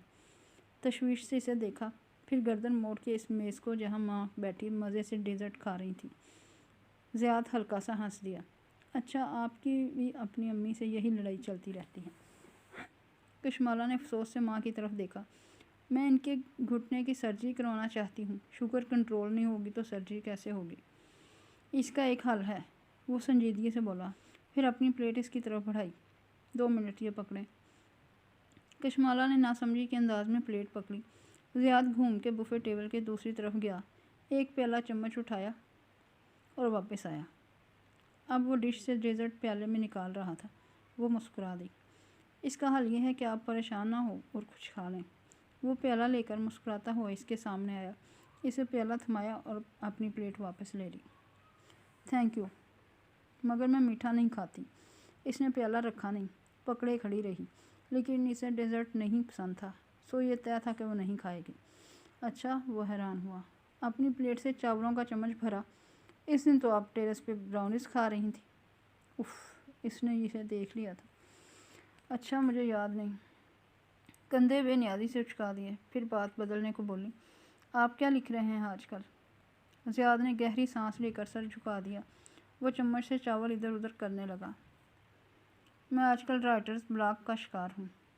پاکستان آیا تھا کہ یہاں بیٹھ کے شاید کچھ لکھ سکوں، لیکن لکھ نہیں پا رہا ہوں۔ کیا لکھنا چاہ رہے ہیں آپ؟ زیاد نے آنکھیں اٹھا کے اسے دیکھا۔ وہی جو سب شوق سے پڑھتے ہیں، ایک عظیم لو سٹوری۔ اس نے دیکھا زیاد سلطان کی آنکھیں اداس تھیں، ایسی آنکھیں جن کو محبت کے ہیپی اینڈنگ پہ بھروسہ نہیں تھا۔ اسے نگینہ آنٹی کی باتیں یاد آئیں۔ آپ کی سپر پاور کیا ہے؟ میری سپر پاور؟ وہ حیران ہوا۔ ہاں نا، ہر شخص کی ایک سپر پاور ہوتی ہے۔ آپ کس چیز میں اچھے ہیں؟ اگر آپ لو سٹوری لکھنے کی بجائے وہ لکھیں جس میں آپ اچھے ہیں تو آپ کا یہ بلاک ختم ہو جائے گا۔ وہ مسکراہٹ دبائے سوچنے لگا، پھر اطراف میں نگاہ دوڑائی۔ میں رائٹر ہوں اور میرا مشاہدہ اچھا ہے۔ میں وہ نوٹ کرتا ہوں جو کوئی اور نوٹ نہیں کرتا۔ میں کیسے مان لوں؟ آزما کے دیکھ لیں۔ اچھا، وہ اس کے چیلنج پہ مسکرائی۔ یہ جو سامنے لڑکی جا رہی ہے، اس کے بارے میں کچھ بتائیں۔ نگاہوں سے سٹیج کی طرف اشارہ کیا۔ وہاں عزا کی بہن ویٹرز کو ہدایات دیتی نظر آ رہی تھی۔ زیاد نے اس طرف دیکھا۔ اس کے پیر میں ہائی ہیلز کی وجہ سے درد ہے اور وہ شاید ان کمفرٹیبل ہے۔ پھر زیاد نے چہرہ گھما کے اگلا ہدف ڈھونڈا۔ وہ ویٹر جو ٹرے اٹھائے جا رہے ہیں، اس کی ابھی ابھی بے عزتی کی گئی ہے کیونکہ اس کے کان اور گال سرخ ہو رہے ہیں۔ آپ خود سے بنا رہے ہیں۔ آپ جانتے ہیں میں ان باتوں کی تصدیق نہیں کر سکتی۔ نہیں، میں سچ کہہ رہا ہوں۔ مثلاً آپ، اس نے ایک نظر کور سے کشمالہ کو دیکھا۔ اس کو اپنے دل کی دھڑکن بے ترتیب ہوتی محسوس ہوئی۔ کوئی سحر سا تھا اس شخص کی آنکھوں میں۔ آپ کے بارے میں کچھ بتاؤں؟ بتائیں۔ لیکن وہ اندر سے ہائف ہوئی، کہیں وہ جان نہ لے کہ وہ اس کی کتنا متاثر ہو رہی ہے۔ آپ کی گردن یا سر کے پچھلے حصے میں درد ہے۔ اگر آپ گردن اس طرف نہیں موڑ رہی اور بار بار ہاتھ سے پیچھے دباتی ہیں۔ وہ جھینک کے ہنس دی، ہاتھ نیچے کیا۔ اوکے، مان لیا۔ تسلیم کرنے کے انداز میں سر ہلایا۔ Thank you. زیاد کے چہرے پہ حیران سی ممنونیت تھی۔ آپ کی اس نصیحت نے میری مدد کی ہے۔ شاید مجھے وہ نہیں لکھنا جو مجھ سے میری ایڈیٹر لکھوانا چاہتی ہے، بلکہ مجھے وہ لکھنا چاہیے جو میں انجوائے کروں گا۔ وہ مسکرا دی اور پیالہ لیے آگے بڑھ گئی۔ دور کسی سے بات کرتی کبیرہ بیگم نے غور سے ان دونوں کو باتیں کرتے دیکھا تھا۔ وہ صبح بخت بی بی کے رونے کی آوازوں سے اٹھی۔ پہلے کچھ دیر تو بستر میں لیٹی پلکیں جھپک جھپک کے چھت کو دیکھتے گئی۔ جب سے کام کرنا چھوڑا تھا، دن رات کا کوئی حساب نہیں تھا۔ ایک عجیب سی مایوسی ذہن پہ چھائی تھی۔ کام کرنے والی لڑکی کے لیے فارغ گھر بیٹھنا بہت مشکل تھا۔ خیر، آج وہ اپنے بزنس پلان پہ کام شروع کرے گی۔ ایک آئیڈیا آیا تھا اس کے ذہن میں۔ وہ بالوں کو جوڑے میں لپیٹتی باہر آئی تو بخت بی بی آنسو بہاتے ہوئے حور جہاں بیگم کو اپنی بیٹی کا قصہ سنا رہی تھی۔ وہی روایتی کہانی۔ شوہر کام نہیں کرتا، نشہ کرتا ہے، سارا دن گھر میں پڑا رہتا ہے اور بیٹی کو مارتا ہے۔ بخت بی، اس نے پیچھے سے بخت بی کے دونوں کندھوں پہ ہاتھ رکھا اور سر جھکا کے نرمی سے تسلی دی۔ آپ اپنی بیٹی سے کہیں کہ وہ اسٹینڈ لے، ہم اس کے ساتھ ہیں۔ بخت بھی نے اپنا سانولا کھردرا ہاتھ اس کے ہاتھ پہ رکھ دیا۔ وہ ڈرتی ہے جی۔ مالا سیدھی کھڑی ہوئی اور افسوس سے بولی، واقعی وہ بھی کیسے اسٹینڈ ہے؟ جب تک عورت کے پاس تعلیم اور مالی خود مختاری نہیں ہوگی تب تک وہ ایسے ہی پٹتی رہے گی۔ مالا ٹھیک کہہ رہی ہے بختو۔ ماں کے ماتھے پہ بل تھے اور وجود جلال میں آیا ہوا۔ وہ گود میں سبزیوں کی پرات رکھے تخت پہ بیٹھی تھیں۔ چھری والا ہاتھ اونچا کر کے بولی، اسے کہو میرے پاس آ جائے، وہ اکیلی نہیں ہے، ہم اس کے سائیں بیٹھے ہیں ادھر۔ وہ کچن میں آئی تو ڈرٹی کچن کی طرف کھلتا دروازہ نیم ہوا تھا۔ کیف وہاں کافی بناتا نظر آ رہا تھا۔ آہٹ پہ پلٹا اور اسے وہاں کھڑے دیکھا۔ خوابیدہ آنکھیں لیے بالوں کا گول مول جڑا بنائے ہوئے تھی۔ رات والا میک اپ اتارنے کے باوجود آنکھوں کے گرد ہلکی سی سیاہی تھی۔ کافی بناؤں آپ کی؟ وہ نظریں موڑ کے دوسری طرف پلٹ گیا۔ ہاں پلیز، توقف کیا اور آواز آہستہ کی، پھر کچھ نکلا لائٹر سے؟ اوہ نو، عام سا لائٹر ہے، کچھ نہیں ہے اس میں۔ وہ کین سے کافی بینز نکالتے ہوئے بولا۔ اس کے ہاتھ تیز چل رہے تھے۔ مالی مختاری اور تعلیم، آپ کے خیال میں یہ چیزیں عورت کو ابیوز ہونے سے بچا سکتی ہیں؟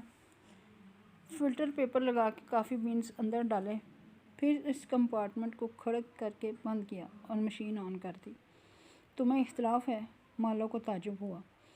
کیف اس کی طرف پلٹا، کاؤنٹر سے ٹیک لگائی اور سینے پہ بازو لپیٹ لیے، جوگرز کی کینچی بنا لی۔ ساری لڑکیاں ابیوز ہوتی ہیں باس۔ بخت بی بی کی بیٹی اپنے شوہر کے ہاتھوں اور ایلٹ کلاس کی لڑکی اپنے بوائے فرینڈ کے ہاتھوں، یہ دونوں باتیں مختلف ہیں۔ کافی میکر سے پانی ابلنے کی آواز آ رہی تھی۔ سارے میں کافی کی خوشبو پھیل گئی تھی۔ اوہ نو، ایک ہی بات ہے، غریب کی لڑکی چائے دیر سے لائے تو شوہر کا موڈ خراب ہوتا ہے، وہ اس کو مارتا ہے۔ امیر کی لڑکی پارٹنر کے ساتھ ڈرگز نہ کرے تو پارٹنر کا موڈ خراب ہو جاتا ہے، اس کو خوش رکھنے کے لیے وہ ڈرگز پہ لگ جاتی ہے۔ دونوں ابیوز ہوتی ہیں، غریب لڑکی بھی اور امیر پڑھی لکھی لڑکی بھی۔ تو وجہ کیا ہے؟ وجہ یہ ہے باس کہ کسی نے عورتوں کو نہیں سکھایا کہ مردوں کے ساتھ کیسے رہنا ہے، اور کسی نے مردوں کو نہیں سکھایا کہ عورتوں کے ساتھ کیسے رہنا ہے۔ کافی گرم مگ اس کی طرف بڑھایا۔ انٹرسٹنگ، خیر آج جیولرز پہ چلنا ہے، گولڈ لینا ہے تو چند دن ٹھہر جائیں۔ وہ اب اپنی کافی کے لیے فریش بینز ڈال رہا تھا۔ تولہ ابھی 1,17,000 کا ہے، ایک ہفتے میں یہ 90,000 تک گرے گا۔ تمہیں کیسے پتا؟ کیف نے شانے اچکائے، مجھے پتا ہوتا ہے۔ چلیں آپ کی اطلاع کے لیے مجھے بھی معلوم ہے کہ گولڈ گرنے والا ہے، میں نے خریدنا نہیں بیچنا ہے۔ کچھ برکس ہیں میرے پاس گولڈ کی، ان کو بیچ کے نیا کام شروع کرنا ہے۔ اسی اثنا میں بخت بھی کچن میں داخل ہوئی۔ ایک نظر درمیانی دروازے کو دیکھا جو کھلا تھا، اور پھر دوسری شرمندگی نظر کیف پہ ڈالی۔ تمہارا کام ختم ہو گیا ہے تو کھڑے کیوں ہو؟ کیف نے اپنا مگ اٹھاتے ہوئے فریج کی طرف اشارہ کیا۔ میں کشمالہ بی بی سے کہہ رہا تھا کہ پتہ نہیں کون ناسمجھ ہے جو ڈبل روٹی کو فریج میں رکھ دیتا ہے، حالانکہ فریج میں رکھنے سے ڈبل روٹی جلدی خراب ہوتی ہے، اس کو ہمیشہ باہر روم ٹمپریچر پر رکھتے ہیں۔ معصومیت سے کہہ کے اپنا مگ لیے باہر نکل گیا۔ بخت بی بی نے پیر پٹھا۔ میں بتا رہی ہوں مالا باجی، یہ ڈرائیور کم اور وارداتیہ زیادہ لگتا ہے مجھے۔ وہ دل کھول کے ہنس دی۔ تبھی فون پہ ماہی کی کال آنے لگی۔ وہ بھی اپنا مگ لیے پچھلے دروازے کی طرف چلی گئی تاکہ لان میں جا کے تسلی سے ماہی سے بات کر سکے۔ یہاں بات کرتی تو لانج میں ماں تک آوازیں جاتی۔ کل کی شادی کیسی رہی؟ تم لوگوں نے مجھے واپس آ کے فون ہی نہیں کیا۔ ماہی الگ ناراض تھی۔ تھک گئے تھے نا رات میں، اب سناتی ہوں سارے قصے۔ وہ پچھلی گیلری میں مگ لیے آگے بڑھ رہی تھی۔ کیف بھی وہیں جا رہا تھا۔ آہٹ پہ رک کے ایک طرف ہو گیا، اس کے لیے راستہ چھوڑ دیا۔ پہلے یہ بتاؤ زیاد کا کیا سین ہے؟ ماں بڑا ذکر کر رہی تھی اس کا۔ کیسا ہے وہ؟ ماہی کا لہجہ تفتیشی تھا۔ مالا مسکرا دی۔ زیاد، ہاں۔ مسکرا کے فون کان اور کندھے کے درمیان لگائے وہ آگے جا رہی تھی۔ ٹال، ڈارک اینڈ ہینڈسم۔ وہ آگے نکل گئی اور کیف چپتی ہوئی نظروں سے اسے دور جاتے دیکھتا رہا۔ صرف ٹال اور ڈارک تھا، ہینڈسم کہاں سے تھا؟ منہ میں بڑبڑایا۔ اگلا آدھا گھنٹہ وہ لان میں بیٹھی کافی پیتے ہوئے ماہی کو ساری شادی کا قصہ سنائے گئی۔ کس نے کیا پہنا، کون آیا، کون پہلے ملا اور کون نہیں ملا، اور ماہی کا فیورٹ سوال کھانے میں کیا تھا۔ کال بند ہوئی تو اس نے دیکھا ماں اب لان میں چلی آ رہی تھی۔ ماں اس وقت پودوں کی دیکھ بھال کرتی تھی۔ اپنے فربا وجود کے باوجود وہ قدم قدم چلتے ہوئے بوگن ویلیا کے درختوں کا معائنہ کر رہی تھی۔ ہاتھ میں تسبیح تھی جس کے دانے بھی ساتھ ساتھ گر رہے تھے۔ ادھر آؤ۔ ماں کی نظریں اس پر پڑ گئیں جو گارڈ روم کے ساتھ کرسی پہ بیٹھا لیپ ٹاپ پہ لگا تھا۔ 2 انگلیوں سے اشارہ کر کے اسے بلایا۔ کیف نے پہلے دائیں بائیں دیکھا، وہاں اور کوئی نہیں تھا، وہ اسے ہی بلا رہی تھی۔ پھر لیپ ٹاپ رکھ کے اٹھا اور سیدھا ان کی طرف آیا۔ کیا نام ہے تمہارا؟ کیف جمال۔ کب سے تم نے پودوں کو پانی نہیں لگایا؟ تنخواہ کس بات کی لیتے ہو؟ ابھی لگا دیتا ہوں۔ اب کیوں؟ شام میں یا صبح میں لگاتے ہیں پانی۔ وہ بڑبڑا کے پودوں کی طرف مڑ گئی۔ وہ جو مسکرا کے یہ سب دیکھ رہی تھی اٹھ کے ان کی طرف آ گئی۔ ماں، سلیم لگا دے گا پودوں کو پانی۔ کیف کو اپنے کام کرنے ہوتے ہیں، اس کو جانے دے۔ ماں نے سنا نہیں، ہاتھ پہلوؤں پہ رکھے پودوں کا جائزہ لیتے ہوئے برہمی سے بولی، ویسے یہ ظہیر انتہائی ناشکرا آدمی ہے۔ اف ماں، اس کا کیا ذکر یہاں؟ وہ کراہی۔ پرسوں 4 سدا سے گڑ آیا تھا، میں نے اسے بھجوایا، کل اس کو مل بھی گیا، لیکن مجال ہے کہ اس نے شکریہ کا فون کیا ہو۔ مالا کا دماغ بھگ سے اڑ گیا، وہ ساکت رہ گئی۔ واٹ؟ ماں، آپ نے ظہیر کو گڑ بھجوایا ہے؟ وہ تینوں بوگن ویلیا کے گلابی پھولوں والے درخت کے ساتھ کھڑے تھے۔ کیف خاموشی سے باری باری دونوں کو دیکھ رہا تھا۔ کیوں؟ ہمیشہ بھیجتی ہوں، اب نیا کیا ہے؟ وہ چڑچڑی لگ رہی تھی۔ کشمالہ مبین کو جلدی غصہ نہیں آیا کرتا تھا۔ وہ یا تو ہنس دیتی یا تحمل سے بات بدل دیا کرتی تھی، یا اس جگہ سے اٹھ جایا کرتی تھی، لیکن یہ اس کی برداشت سے باہر تھا۔ اس کا چہرہ سرخ ہونے لگا۔ ماں، آپ نے یہ کیا کیا؟ وہ کیا سوچے گا؟ اسے یقین نہیں آ رہا تھا۔ اس کو شکریہ کہنے کی توفیق پھر بھی نہیں۔ ماں، آپ میرے ساتھ ایسا کیسے کر سکتی ہیں؟ آپ کو میرے کام کی نہیں سمجھ آتی، مان لیا، لیکن میری عزت بے عزتی کا خیال تو کرنا تھا۔ اچھا شرمندہ کروایا ہے آپ نے مجھے۔ اس کی آنکھیں بھیگنے لگیں۔ اس آدمی میں میرے ساتھ اتنی بڑی زیادتی کی اور آپ اس کو گڑ بھیج رہی ہیں۔ وہ سمجھے گا میں اس کی محنت کر رہی ہوں۔ واٹ دا ہیل ماں؟ ماں نے ایک خفا نظر اس پہ ڈالی اور سر جھکا لیا، کسی معصوم بچے کی طرح جس کی چوری پکڑی گئی ہو۔ پھر کیف سے آہستہ سے بولی، میری ٹانگیں درد کر رہی ہیں، مجھے ادھر کرسی لا دو۔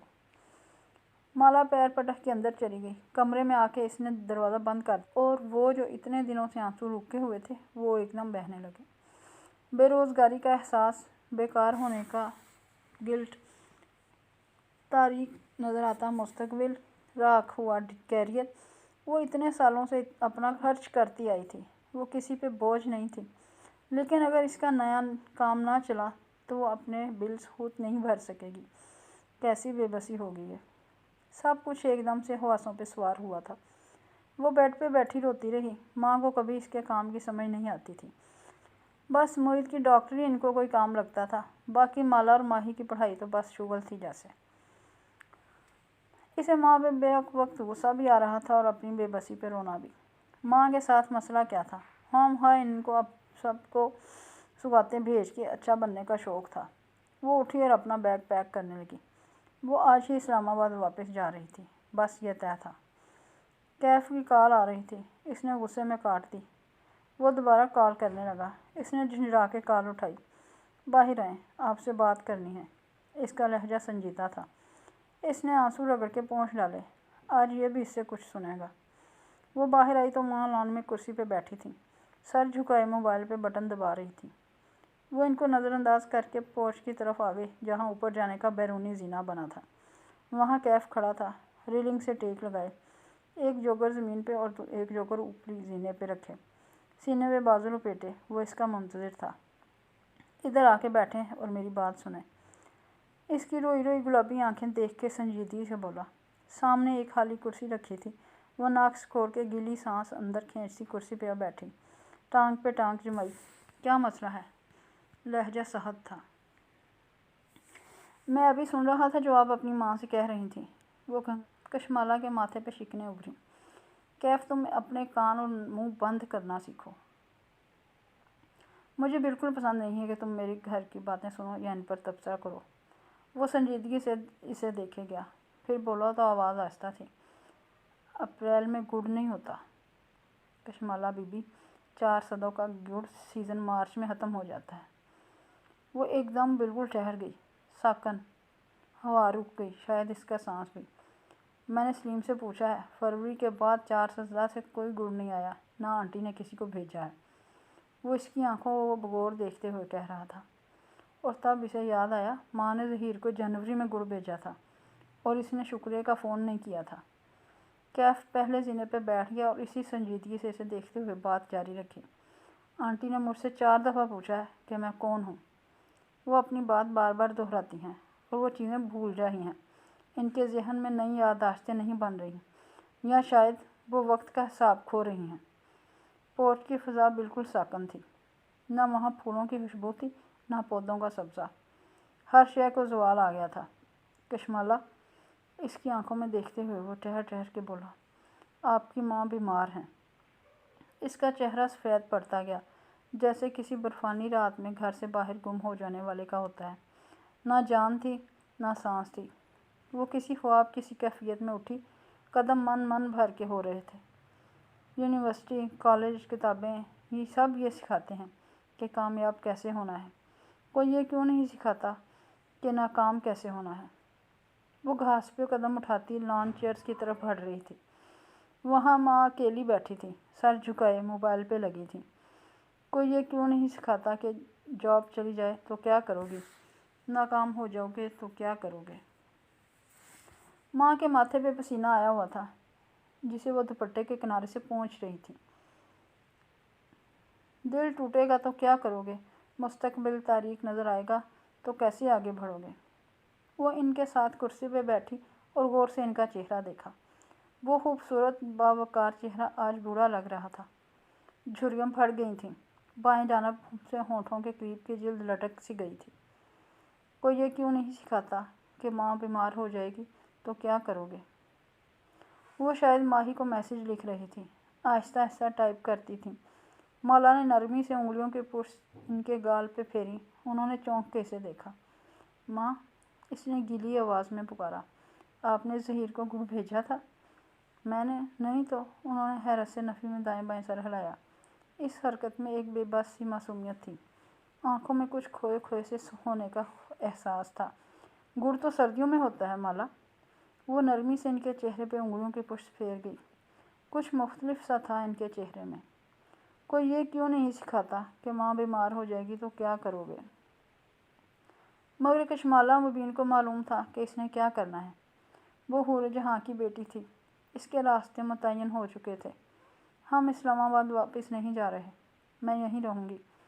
وہ سیڑھیوں کے ساتھ کھڑا تھا جب وہ اس کے پاس آئی اور اسے اپنا فیصلہ سنایا۔ تم جانا چاہو تو تمہاری مرضی ہے، میں کسی اور کا بندوبست کر لوں گی۔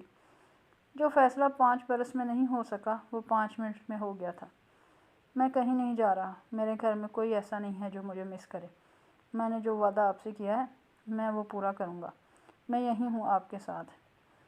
کیف کو دیکھتی اس کی آنکھیں بھیگنے لگیں۔ اس نے بس اس بات میں سر ہلا دیا اور واپس مڑ گئی۔ اس کی انگلیاں ماہی کو میسج لکھ رہی تھیں، وہ میسج جو کوئی انسان اپنے ماں باپ کے بارے میں نہیں پڑھنا چاہتا۔ ماہی، ماں بیمار ہیں، ان کے ساتھ کوئی مسئلہ ہے، شاید زائمر۔ تم پاکستان آ جاؤ فوراً۔ چلی ویک کے اس چھوٹے سے گھر کا لاؤنج میں صوفے پر نیم دراز ماں بینا کا فون بجا تو اس کی آنکھ کھلی۔ وہ ٹی وی دیکھتے دیکھتے سو گئی تھی۔ وہ چونک کے سیدھی ہوئی، موبائل اٹھا کے دیکھا۔ وہ ایک میسج اس کی جان نکال گیا۔ وہ تیزی سے اٹھی، پیروں میں جوتے سیڑھے وہ کھڑی ہوئی اور تب ہی اسے ایک عجیب سا احساس ہوا۔ اس کو شدید تکلیف محسوس ہو رہی تھی، اتنی شدید کہ حد نہیں۔ وہ کھڑی ہوئی اور سفید صوفے کو دیکھا جس پہ وہ سو گئی تھی۔ وہاں خون کے دھبے تھے، اس کے لباس پہ بھی خون تھا، نچلے وجود میں تکلیف بڑھتی جا رہی تھی۔ ماں، تکلیف میں اس کے لبوں سے یہی نکلا۔ وہ دوہری ہو کے بیٹھتی گئی اور پھر دوسرا احساس زیادہ جان لیوا تھا، میرا بچہ